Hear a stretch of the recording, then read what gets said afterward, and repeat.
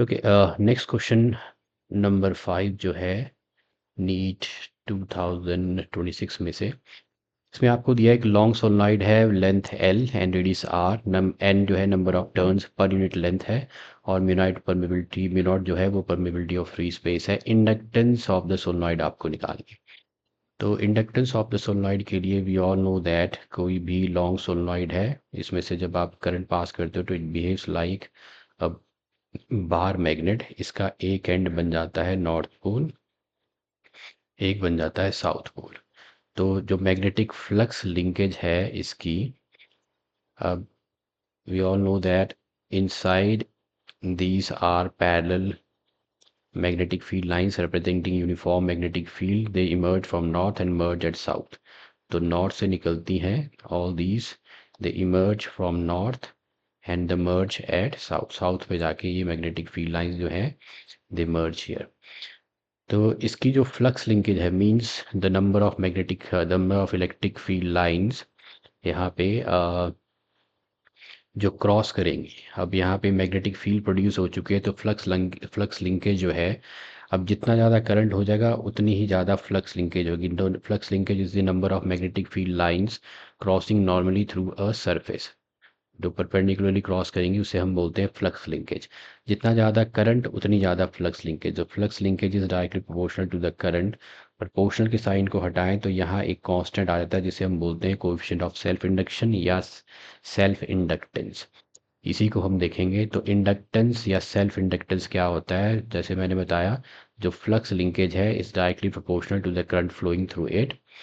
तो ये आपका आ गया एल को हम इंडक्टेंस या कोएफिशिएंट ऑफ सेल्फ इंडक्शन भी बोलते हैं। अब ये सिर्फ एक प्रॉपर्टी है किसी भी इलेक्ट्रिकल कंडक्टर की, जो कि इलेक्ट्रिक करंट को की चेंज को अपोज करता है उस फ्लोइंग थ्रू इट। तो फॉर्मूला तो अपने पास आ चुका है जिससे हमने एल निकाल दिया is equal to the flux. तो it is the ratio of flux, total magnetic flux, ये टोटल मैग्नेटिक फ्लक्स है, not the flux linked with a turn. Ratio total magnetic flux link to the current flowing through को हम बोलते हैं, ये इसको ऐसे मेजर करते हैं। अगर हम इसको 1 एम्पियर कर दें तो इंडक्टेंस जो है that is equal to the magnetic flux link with the coil when a unit current flows through it. Okay, वापस चलते हैं क्वेश्चन पे।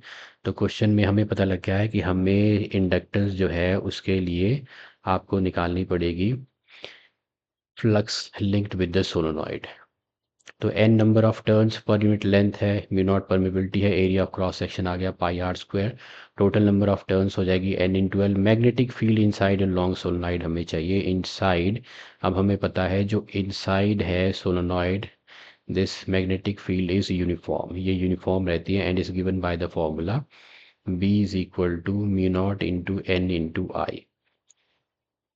ओके, तो ये मैंने inside and long solenoid, this is the magnetic field. Magnetic flux per unit turn निकाल लेते हैं हम, B into magnetic field into area. Total flux यहाँ पे हो जाएगा, टोटल फ्लक्स के लिए total number of turns into magnetic field into area of cross section. Total number of turns है N into L, magnetic field है mu naught into N into I, area of cross section है pi R square. आपको निकालना है inductance which is the flux per unit current. तो ये आ जाएगा, इसको रख लेता हूँ मैं एन या म्यू नॉट, कॉन्स्टेंट लेते हैं, mu naught into N square into pi. तो म्यू नॉट हो गया, एन स्क्वायर हो गया, पाई हो गया, R square L into I divided by current. So which gives me the inductance as mu naught N square pi R square L, mu naught N square pi R square L. तो mu naught pi N square, mu naught pi N square R square into L, which match with option 1. So 1 is the correct option here.